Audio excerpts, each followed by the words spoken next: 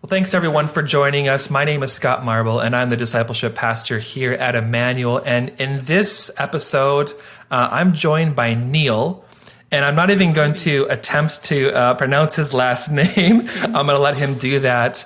But in this episode, I thought it was timely. It was maybe, just within this season that we're in with life. It was really important for us to have a conversation around the topic of evangelism. Maybe what is it? How are we doing as an Evangelical Free Church of Canada? What does evangelism look like in a time like such? And maybe what does evangelism look like looking towards the future as we start to reopen, or we start to expect us to get back to in-person or some sort of normalcy? So how about we start off, first of all, Neil, with maybe just introduce yourself and then introduce what it is that you exactly do with the EFCC. Sure. Well, hi there. I'm Neil Bassingthwaighte, or as some people like to say, Neil Alphabet, because there's just about every letter of the alphabet in that name. So, yeah. And 2016, I came on with the EFCC as the National Mission Director.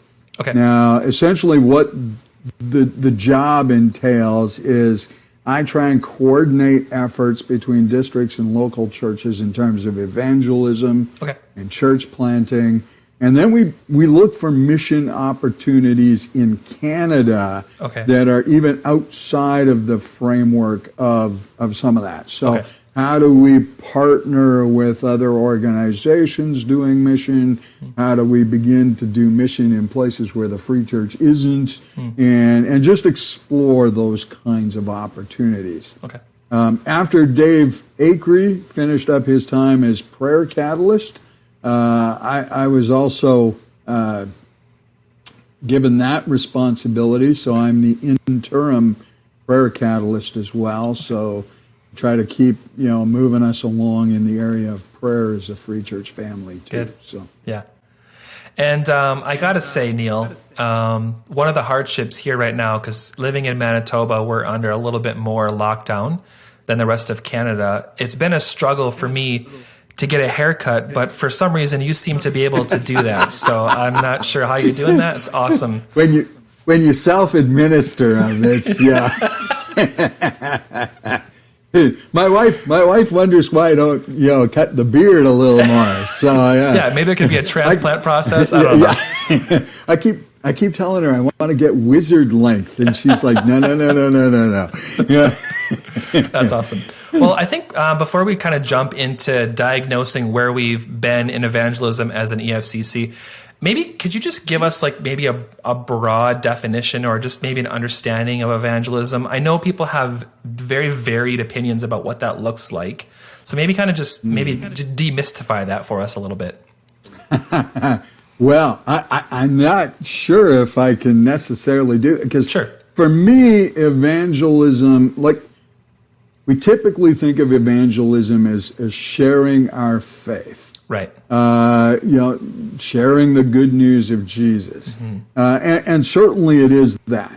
But I think that sometimes we almost make it a program, or we make it a thing that we do out, kind of separated from the life of faith that we live. Yeah. And I'm not convinced that we do justice when we do that to the actual term and to a kind of a biblical understanding of being witnesses for Jesus. When we kind of catch that, we look at gifts, and we catch that in Ephesians chapter 4 about the evangelist, that God has given evangelists to the church. We've failed to notice, I think, sometimes that evangelists for the church help to build up the church so that they can do the work of ministry, and so that we're all called to be witnesses of Jesus, and evangelists are supposed to help us know how to do that.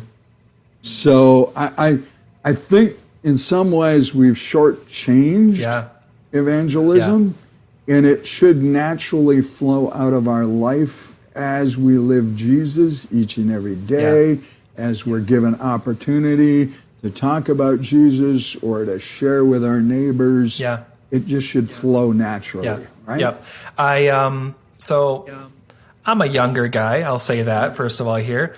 And but I remember years ago listening on a sort of like an evangelistic training thing. And I picked up on this terminology of sort of the ministry of as.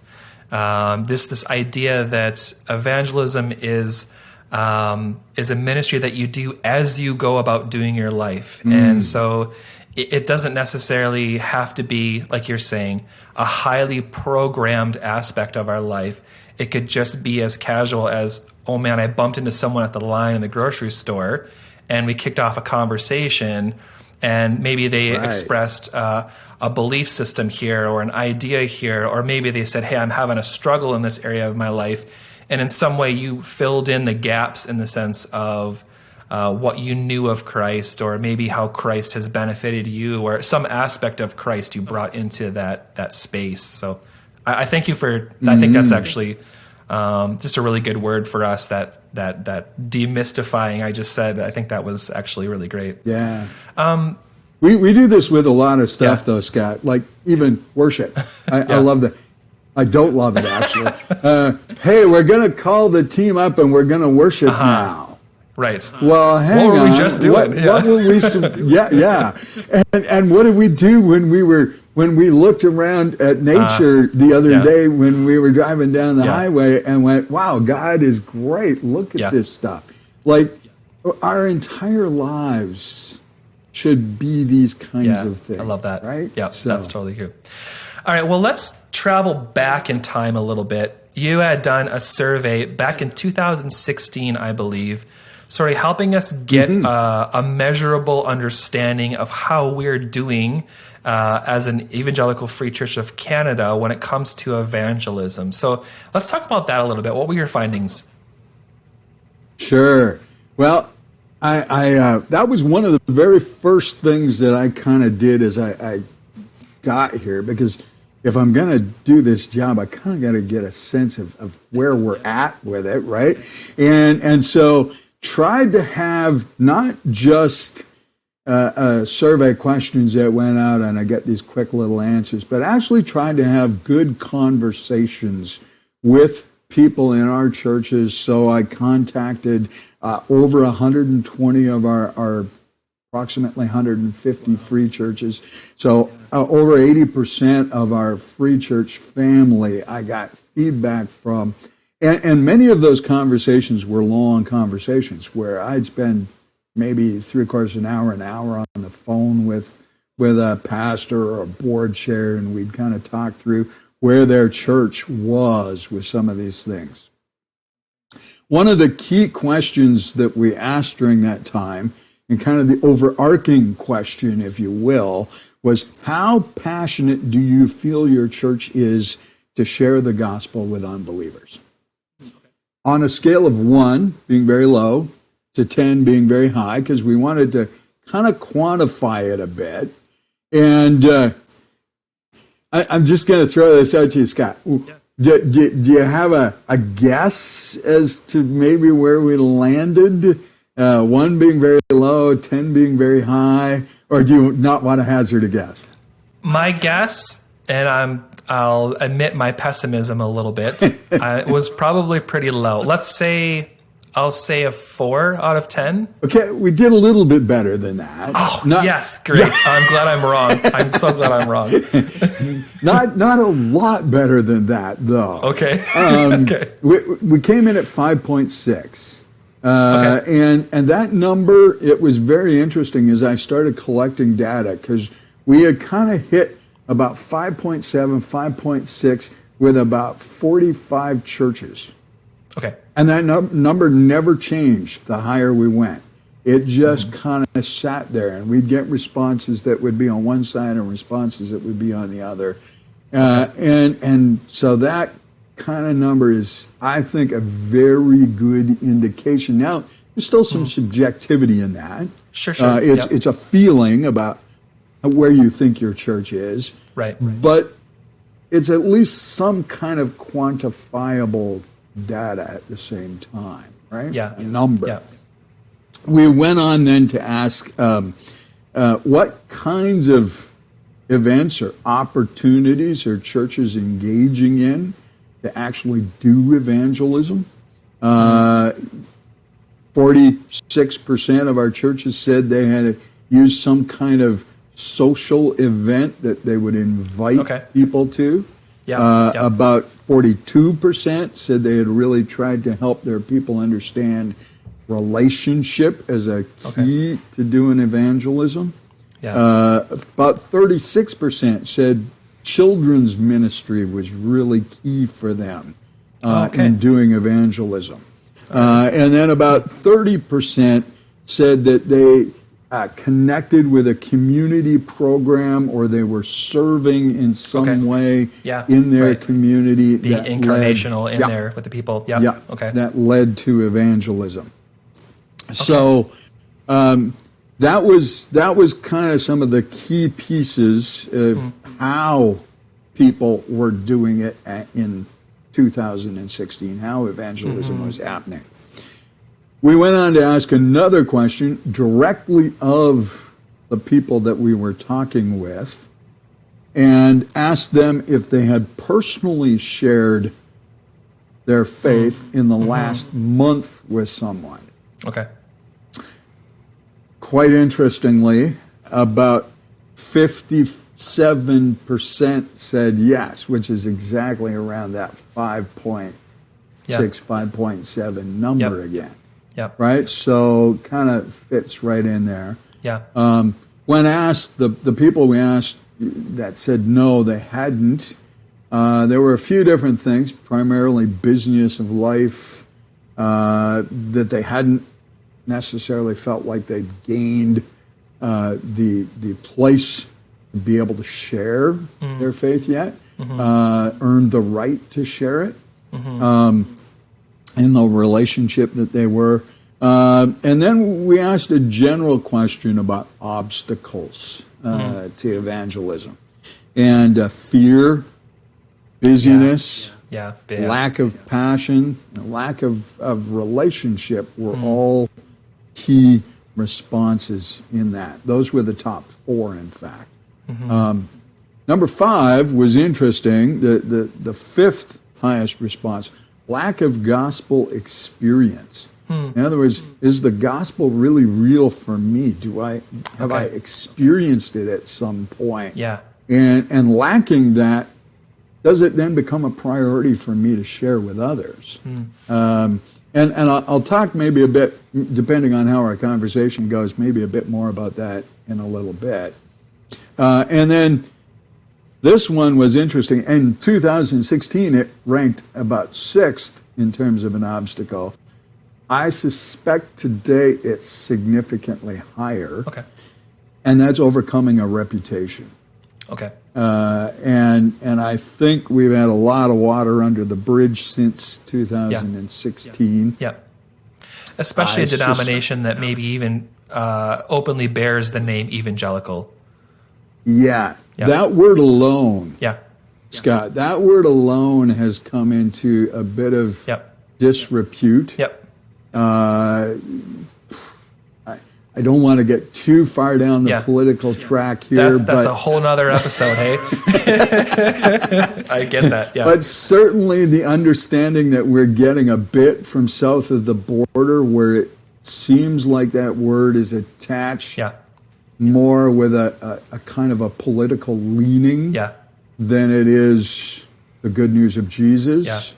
That has not helped us. I remember watching, I don't even remember what news channel it was, but there was a news commentator, and it happened to be after a pastor had come on and said something in regards to Republicans and Trump, and his comments, they had little to do with Trump and the Republicans. They had to do with Christians. And his comments were, you guys have been talking about the value of character for years and years. You keep preaching it at us. I don't think you actually believe what you say. You have seemed to demonstrate that you were nothing but a lobby group to me. So, and this was his bottom line. So just shut up and don't talk to me about Jesus anymore. And I have a hunch, not everybody's like that. Right. But we certainly have had some of that hurt us since 2016. Yeah, I get you. Yeah. More recently, interestingly enough, I don't know if you want to keep going. You'd asked me about the actual survey. Yeah. Do you want to kind of keep tracking up to where we are? Pieces that you feel is relevant for our conversation. What you've pulled up so far, though, it doesn't surprise me, and it feels very, very, and this is a subjective feeling again, but it feels very accurate. Yeah. Yeah, 2020, actually, Barna did a more recent survey around even some of the language that we use in church.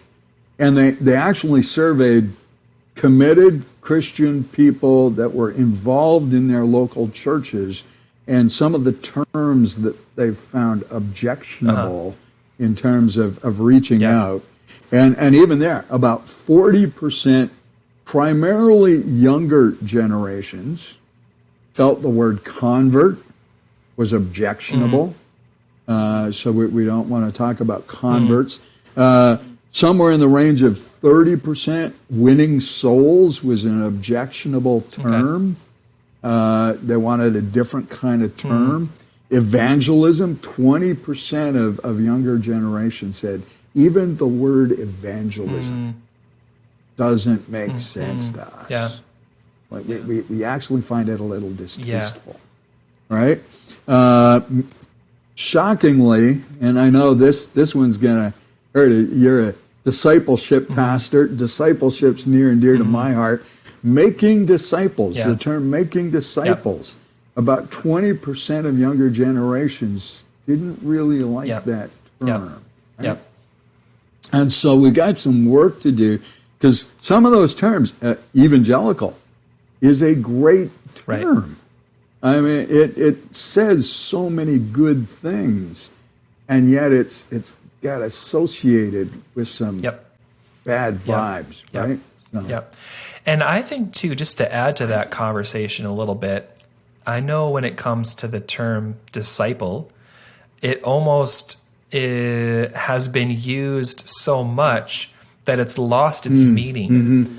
And so sometimes not to skirt around or meant to water down what discipleship is, but sometimes new language helps to freshen up the fervor of the meaning a bit more. And I'll say, even at Emmanuel, here at our location, we have had discussions about whether or not we use that word discipleship or disciple maker, or because of that same. Maybe it's time to freshen up, or maybe even use a word, because culture changes and linguistics usually change with culture. Maybe it's time to use a word that actually hits the heart a little bit more of what people actually feel about that. So what kinds of words are you engaging in that space? Yeah, so I'm curious. Whenever I usually talk or teach about discipleship, I use the terminology follower of Jesus. I've also used the terminology intern, because the word disciple, it actually translates quite closely to the word intern.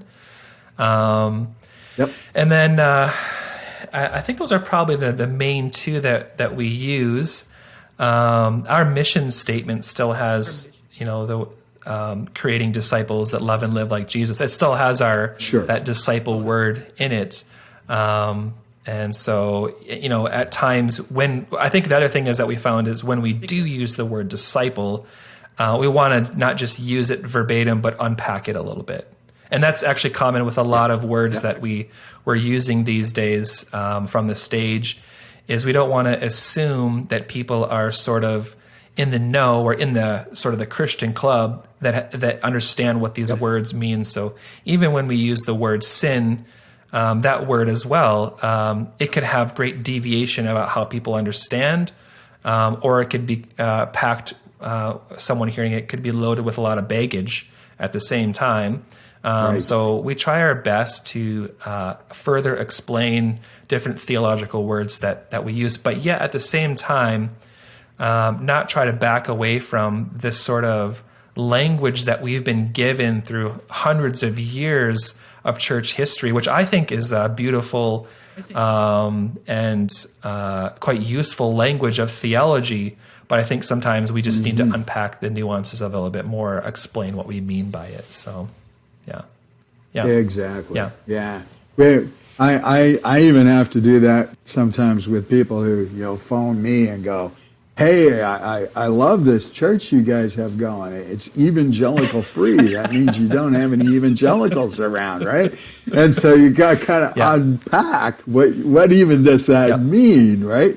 And once you do, they may not be quite so enchanted with the idea, but that's true. Let's talk. Let's kind of maybe catch up to current times here.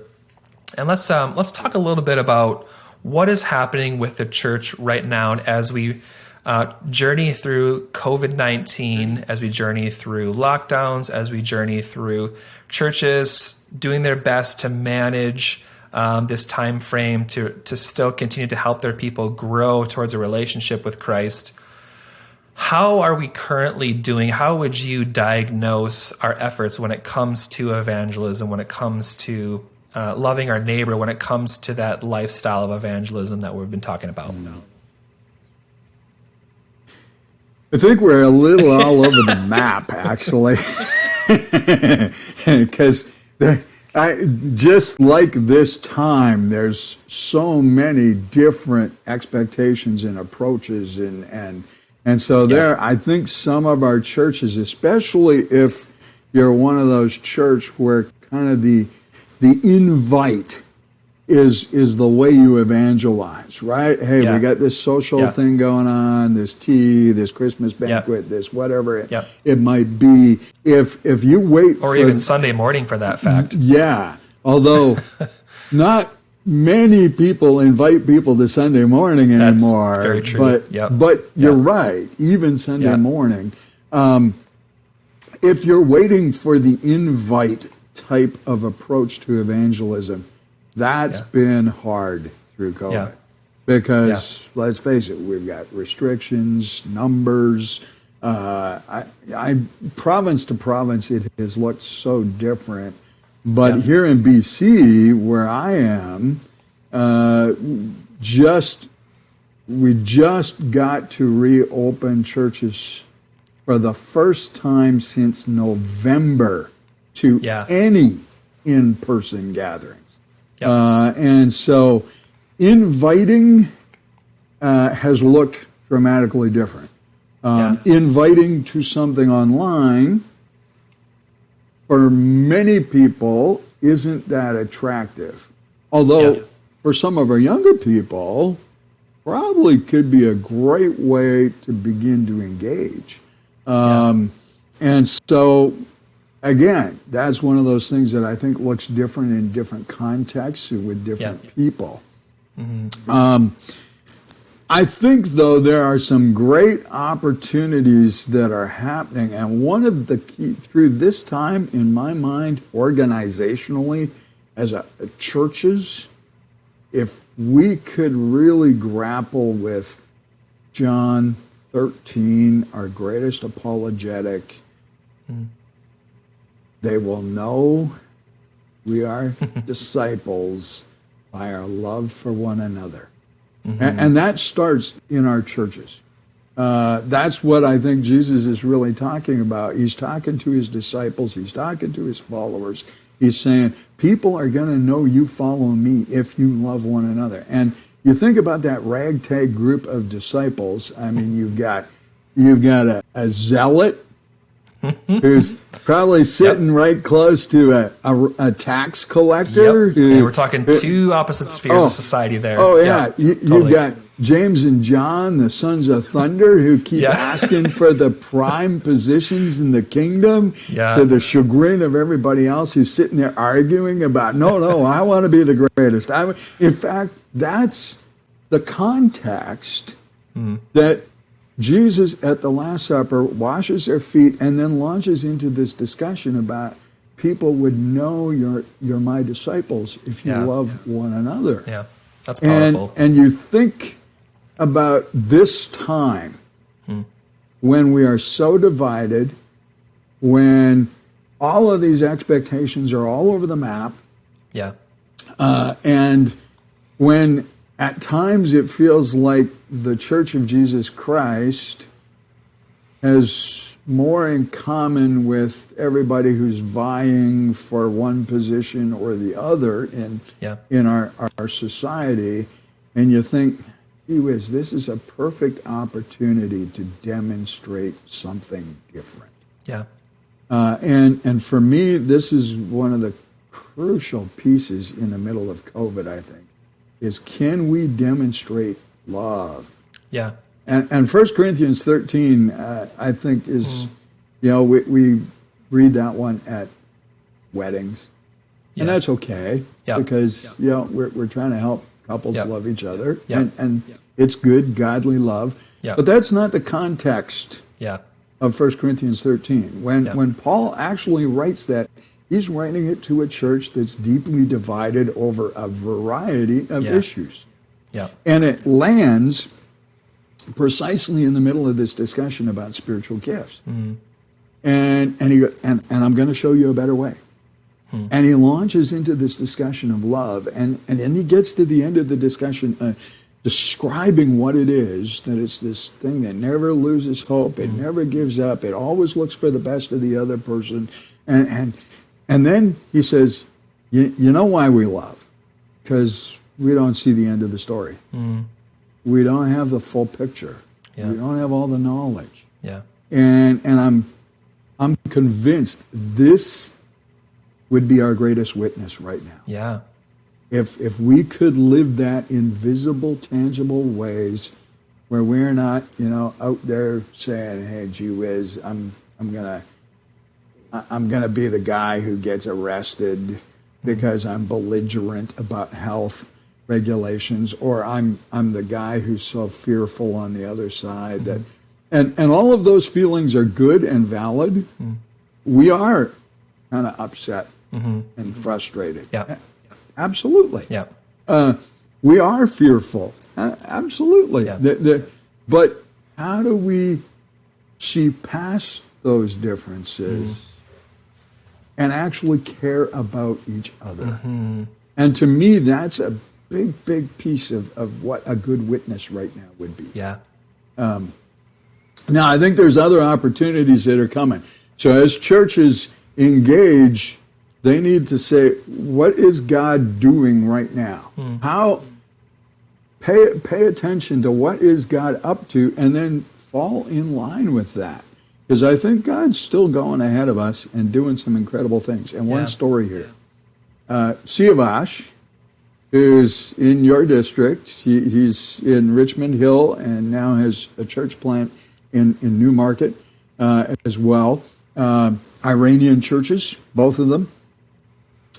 He has a lady in the Canadian government who, when she sees Iranian refugees come in, they come in as persecuted refugees. They're actually kind of secular Muslims, most of them, but they claim that they're persecuted people coming into Canada.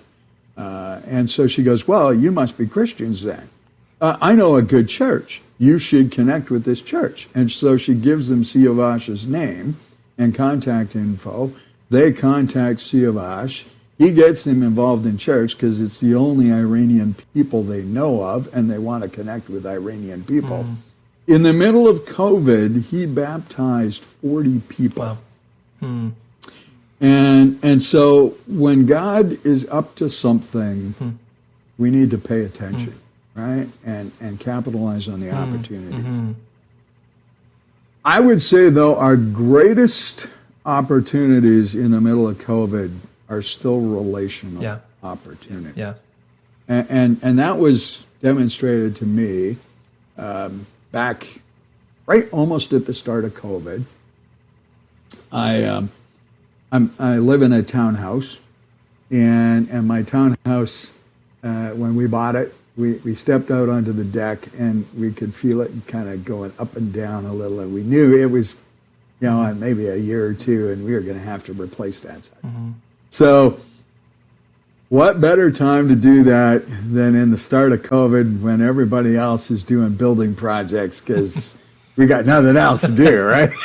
Yep. So I start, because we think about what kind of deck, and we're going to lay some patio stones down and do it that way. So I've got a guy helping me, because if it was up to me, it wouldn't look like anything. And so he's telling me what kinds of supplies to get, and he said, and you drop them right on your parking pad out here, because it's probably the easiest access, which means we gotta wheelbarrow it all around to the backyard and get it in there. But it's all sitting out where the neighbors can see. And all my neighbors are home because COVID hit, and none of them are going to the office at that point in time. And I literally got to know more neighbors in a few weeks than I had known in years of living here. And some good conversations. And we're all standing divided by my big gravel pile, but the immediate conversation piece was, what are you doing? And we'd start talking about that, and eventually it would start to go to, oh man, we really should come and check out the deck when it's done. Totally. And eventually you begin to build some bonds, and I think those kinds of conversations are key. And I'm not convinced we get to know our neighbors that well these days. Maybe you guys do in Steinbach. I live in the Lower Mainland. Most of the time you drive in and out of your place. And there's just a ton of people that we could know way better. And so for me, that was one of the key relationships. And I think listening, and I'm going to highlight this probably later on as well, but listening might be one of the key things that we need to do during COVID here, and maybe after COVID. It becomes, I think, the most critical evangelism tool. I'm not convinced we're great conversationalists. Our churches have primarily trained us on a tell kind of evangelism. Okay, yeah. We've got, and some great methods over the years, whether it's four spiritual laws, the kind of the bridge diagram, the circles. We've got all those tools, and they're good tools. I don't ever want to take anything away from those tools. But it's almost always been about tell. And I'm convinced that listening and asking a few good questions might be more effective than telling. Yeah. And isn't that, I would say that's true for so many things in terms of our faith. I would say that a similar thing to the way that we pray. I would say a similar thing to the way that we practice a lot of our spiritual disciplines. There's a real lack of silence, listening, receiving. Yep. And it's interesting when you look at so many of the descriptions that are attached with the kingdom of God in the New Testament, there's a lot of descriptions in the way of almost, it's almost passive, that you receive it. It's not something that you're actually doing. You're just listening, you're taking, you're receiving, you rest in it. I think that's really key, what you're saying. Well, for me, these are supernatural works, right? So when I think of what God is doing, even in me, I can make myself open, be available to God through some of the disciplines or actions or whatever I am going to do, but I can't transform me. That's a work of God, right? And so I think the same kinds of things happen in evangelism, where we have, I think, often, in fact, many of those tell methods, I think, are more about trying to close the deal. Yeah. And we almost think that we have to do the Holy Spirit's work for him. Like we got to arm wrestle this guy to the ground, right? You know, and it's like, Yeah. I'm not convinced we need to do that. Yeah. We're called to be witnesses. Yeah. We're not necessarily called to close the deal. Yeah. Right? Yeah. That's a supernatural work.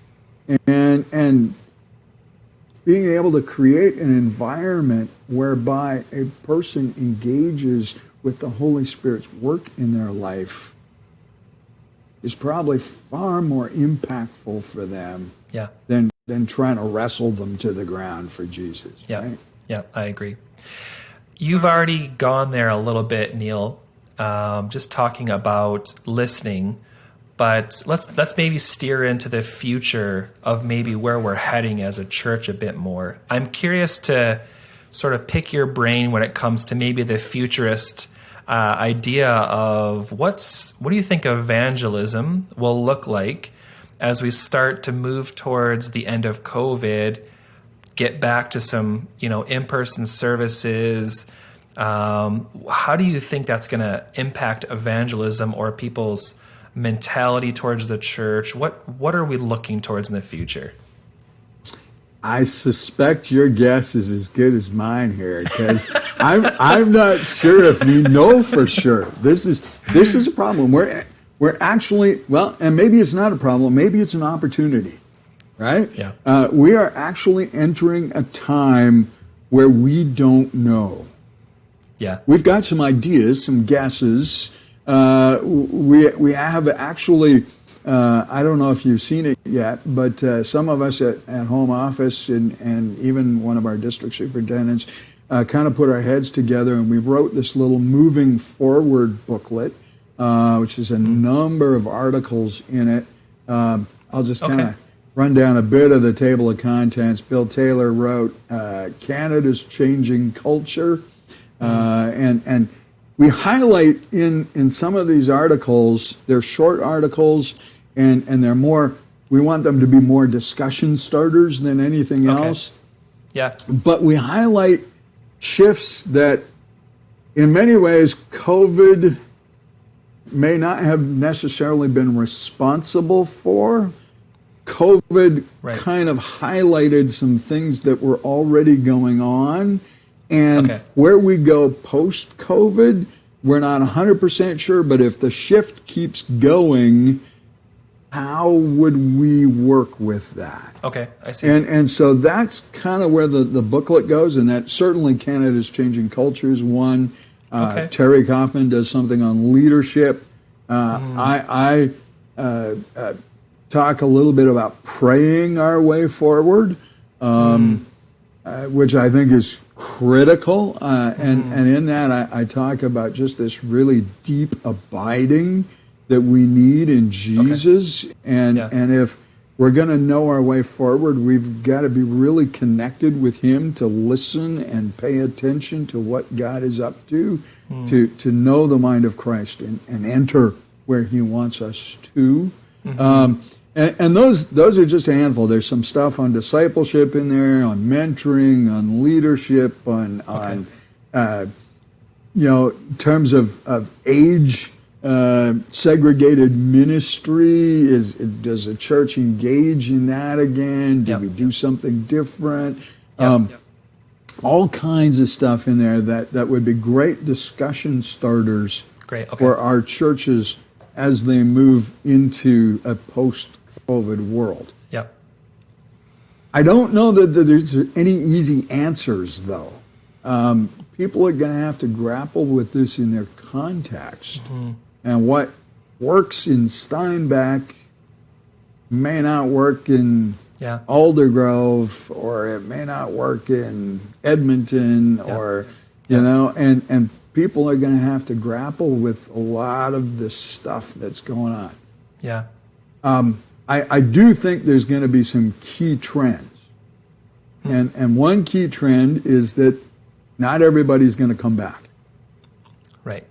And we've already seen those numbers actually pouring in from the States, who's a bit ahead of us with reopening and whatnot. So, I think you're right about that. And there's a variety of things going on in that. Some people have found online stuff that they engage with that they feel really meets needs, and they're not going to come back to in-person gatherings. Yeah. Other people have actually potentially walked away. Yeah.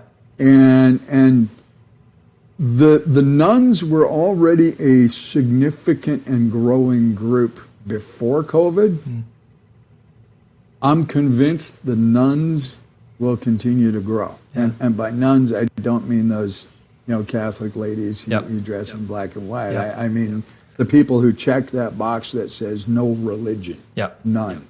And I'm convinced that might be one of the hardest groups to reach, because many of those nuns actually know their Bibles just as well as we do, if not better. They've stumbled across hurts and pain in the church oftentimes, and that's some of the reason why they've left. And so that's going to be a place where relationship, hospitality, conversation, key listening is going to be, when people start expressing the hurt, that some of our immediate response is to defend the church instead of just engaging with where these people are at. And I'm not saying there isn't maybe sometimes where the church would need defending, but I'm not convinced that's the place or the time for it. We need to listen. We need to empathize. We need to care. And for me, those are key things in that place, right? So maybe some people viewing this, and I would say I fall into this category myself, would be some sort of church leader, or it would be their responsibility in a sense to shepherd their people into evangelism. And we touched on earlier how evangelism can easily slip into the trap of being so program oriented. So my question to you is, how do we as leaders of the church continue to encourage evangelism or behaviors, or help people move towards that in their life in an effective way, and also in our current world? What does that look like? I kind of talk about some key shifts that I think probably need to happen, and these could be subtle things depending on where a church is. They might be massive shifts. I'm not sure. One of them I think we've already kind of talked about, and that is a shift away from thinking so much about giftedness towards thinking about lifestyle. And we've kind of talked about that one. We talked about how we're all witnesses, and we're actually kind of always on, or we should be. That's scary, because sometimes we're not very good witnesses, right? So, but you think of 1 Peter chapter 3, and set apart Christ as Lord in your hearts, and then be ready always to give an answer of the hope that lies within you. And that kind of... So funny how we cut out the front part of that verse that you just quoted. The sort of getting ready our heart and preparing and all that stuff too. That lordship issue is key there, right? Without that, we don't have the hope. I think that's, if the hope is a thing that's obvious and lived out enough for people to actually ask us about it. And that to me is such a model of where potentially we ought to shift in our thinking away from that. Oh, he's the evangelist. Evangelism is his responsibility or her responsibility, and say, no. As I live out my life of hope that's impacted by the good news of Jesus because he's Lord of my life, people should see a difference. Yeah. And people should ask, because there's a hopeless world right now, and they need hope. I should have that, right? Yeah. And so, and interestingly, 1 Peter, if you read kind of the whole book, I mean, we think it's about how to respond to suffering, and it is. Interestingly enough, 1 Peter does not go out there and say, "Hey, you guys, you should be demonstrating that the government is trampling on our rights here." And he says, "No, in humbleness, gentleness, respect everyone. These are the kinds of lives we're supposed to lead, and if we lead those, people will notice." Yeah. So that's the first shift that I would think about. Yeah. Starting to make it a little bit more practical, though, and I think we've all already talked a little bit about this one, the shift away from tell to ask. Okay. And talked about some of the tools and the Holy Spirit's job. We've kind of talked a bit about that. But I do wonder if there isn't a place for churches to become a training ground in the art of conversation, and how we could craft questions that could move us from different levels of conversation. Yeah. So we start with a casual conversation. That guy that you ran into at the lineup at the drugstore or whatever. And it's a casual conversation. And we're listening. And then we hear this tidbit of something that they talk about, and on the fly, we need to formulate a good question that could lead to a meaningful conversation. Take it beyond just casual. And how do we begin to help our people know how to formulate those kinds of questions? So how do we move from casual conversation to meaningful conversation, from meaningful conversation to spiritual conversations? And then potentially shift them into where they're doing discovery in terms of the Bible. For me, one of the big tools that I would say, if we're going to do evangelism well, and we still might inviting people into your home to do a discovery Bible study. Now, I know in our homes right now it's COVID, and that's tricky. But sooner or later, our homes are going to be open again. And I'm convinced that our homes are our number one underutilized resource. We almost all have a space we live in that we could invite people into. And whether that's you and one other person or a small group of you, walking through biblical passages and simply asking some key questions. What does this reveal to you about God or Jesus? What does this show us about humanity and ourselves? What does this passage ask me to follow? What am I being invited into here? And that could be transformative, right? But it starts with, hey, we run into somebody and we have a casual conversation. We ask a question that shifts it to a meaningful conversation. Potentially somewhere down the pipe, we ask a question that moves it to a spiritual conversation. Just to comment on that, get them there. Just to comment on that, Neil, because I think this is a good one. Just the questions and how we ask them. There's a wonderful book that was written by Gregory Kokel a couple of years ago called Tactics, and it's sort of the art of having whimsical conversations with people. And in that book, he points out what I've come to term as the two golden questions, and they are: what do you mean by that? And Yep. how did you come to that conclusion? Walk me through what your process was to come to that conclusion. And I use those two questions all the time with people that I meet. And in fact, because what normally happens with any exchange with a person is that sometime they're inevitably going to come up with some kind of truth statement about the world, about their worldview, about how they operate or whatnot. And it could be as small as just a saying that they say all the time, like, well, it is what it is, and, even pushing into something like that. It's like, what do you mean? Like, what do you mean it is what it is? What do you mean by that?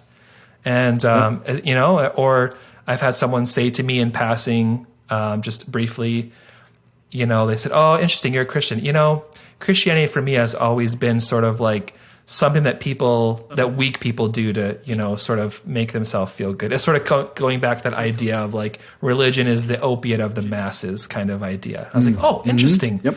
What do you mean by that? Like, how did you come to that conclusion? Like, what process did you go through? Like, what was that? Like, tell me more about that kind of thing. So those two questions I love. To me, those are the ultimate questions as well, because you're getting people to unpack their stuff, and you're not standing in any kind of judgment over it, right? Yeah. You're acting in complete and utter hospitality. Yeah. And I think listening in many ways is an act of hospitality that allows you to put your stuff on the back shelf for the moment and say, I'm just going to engage with whatever this person's telling me, right? So yeah, that's awesome. Yeah. Here's a third shift I'm kind of wondering about. A shift away from the one decision to a daily journey. And this goes, I think, even beyond just thinking about evangelism, although it certainly has implications there. I think it actually even translates into how we live our lives. Because there are many times when we've heard these, I grew up, let's go back here. I grew up in a time in a church when we had all kinds of testimony. Okay. All right. Okay. And you may be a little too young. I think so. And they were great. I mean, I loved hearing these stories of how people came to know Jesus. But I began to notice as I started to kind of think through all of that, I began to notice that it was like the same stories repeated over and over again. And it was usually like, I thank God so much for that day 38 years ago when God got a hold of my life. And I'm thinking, well, that's fantastic. Right. But what happened in the next 38 years? Right. Like, where was God in that time, and what did he do? And how have you been following him since? And I think even when we think about evangelism, I wonder if that's not something we need to think through. Where are people, and on what kind of journey are they? And for me, one of the really useful kinds of ways of thinking about this has been to kind of engage with a couple of different ways of thinking, and I call them bounded set thinking and centered set thinking. Bounded set thinking is where there's a clear boundary around whatever is in the center, right? So we think about, people coming to faith, they cross the line, they're in the church, the other people who haven't accepted Jesus are outside. There's a clear boundary, right? And I wonder if we need to shift that. There's good reasons why there's a boundary. It's important that we have a boundary. So we can't just push that one off to the side and say that doesn't matter, right? I'm not trying to get us to do that. But at the same time, I wonder if we need to focus more on centered set thinking. Jesus is the target that we aim at. He's the center. My life is a journey towards Christ-likeness. Somebody who doesn't know Christ yet, I could see them on a journey towards Christ-likeness. They may even be taking some steps towards Jesus, even though they may not have crossed a boundary. Somebody who's really close to Jesus might actually be taking steps away from Jesus, even though they're inside the boundary, so to speak, right? And I wonder if, as we engage with that kind of thinking, it maybe helps us to kind of think about a daily journey and the successes that we may have with engaging with people, as suddenly a light bulb goes off in their head and they come up with a concept that, wow, there's a God who cares about me. I hadn't even thought about that before. Wow, that's a huge step towards Jesus. They may not have crossed a boundary yet, but they're moving on a daily journey towards the center, right? And engaging in those kinds of conversations and keeping that alive and going and thinking about how are these people moving towards Jesus, I think is pretty critical in my mind. Scott McKnight, who was our theology conference speaker a couple of theology conferences ago, had this fourfold definition of love that he gives. And I think it fits here. He talks about love is, now he uses it in a different context. I'm not going to share that necessarily here, but I think it works here. Love is a rugged commitment. That's number one. To be with somebody, physical presence is key, or presence for sure. We got to maybe clarify that in the days of COVID. To be for someone, that's number three. In other words, I want their best. I'm there for them to really move into life that's flourishing, right? Unto Christ-likeness. So the journey is always towards Jesus, but Scott cautioned people. He said, if that's what we jump to, is number 4, before people know that we're going to hang in there with them, that we're going to be with in terms of our presence, and we're going to be for them in terms of their best, they're never going to journey towards Christ with us. And for me, that's pretty critical stuff, right? So thinking more about that daily journey and how we're helping people walk it, as opposed to, we got the one decision down, end of story, right? Yeah. Do you think that's similar to and I've heard this said a lot, but the old sort of evangelist adage of, people need to belong before they believe? Yeah. Is that similar or different in your mind? I think it is similar, because we've kind of toyed around with the order of those words a few different times, right? Belong, believe, behave, and I think behave definitely comes at the end. That's our journey towards Christ-likeness. We're on this journey towards behaving, but the belong, believe. I'm pretty convinced that a lot of times we're going to have people engaged in some of our programs long before they believe. I think especially I've done, and this is something I know just in terms of talking with you on before we got even recording here, that mission trips are key for you. I've taken non-Christians on mission trips. Yeah. And they've engaged like crazy, right? I think that's a great way to evangelize, frankly. And so, I think there's going to be some stuff that are they moving on a daily journey towards Jesus? That to me is key. Right? So, yeah. Yeah. Well, is there any more shifts there that you have? I just say this, shifting away from primarily, I say primarily because we still need to be about information. So it's primarily not being about information to concentrating on life transformation.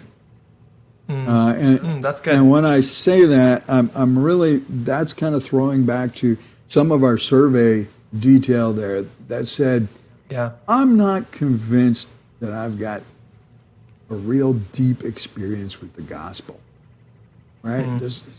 The good news of Jesus, how good is it, right? And it's like, I know it up here, but like, do I really know it here kind of thing, Exactly. And we've heard this, whether it's the old, hey, Jesus died for our sins and rose again and now, and we've kind of made the decision and what now? Yeah. And the good news kind of stops there for a lot of people. Yep. And that's not the kind of good news that I see portrayed in our Bibles. I see that Christ tells us that he came to bring us life to the full, right? And that somehow if we're engaging with Jesus and there's real life experience and there's that deep abiding that I kind of alluded to in terms of my article on prayer as we move ahead, we're going to be learning and growing in Jesus. And suddenly the good news becomes real and we live it every day. And it's about my actual transformation as I allow God to shape and change my life, right? Yeah. And I think that even enters our thinking, or should enter our thinking, when we think about evangelism, because that's what we desire for the people that we're sharing the good news with. And I think of, maybe this is a good place to kind of wrap up some of these shifts, but I think of the Iranian church right now, not the one that Siavash has got going in Richmond Hill. I think of the one that's actually in Iran. It's the fastest growing church in the world. Yeah. Currently. Yeah. Led by a majority of women with a deep, deep commitment to prayer. They're constantly praying. I mean, the women have no power in Muslim society. Right? Yep.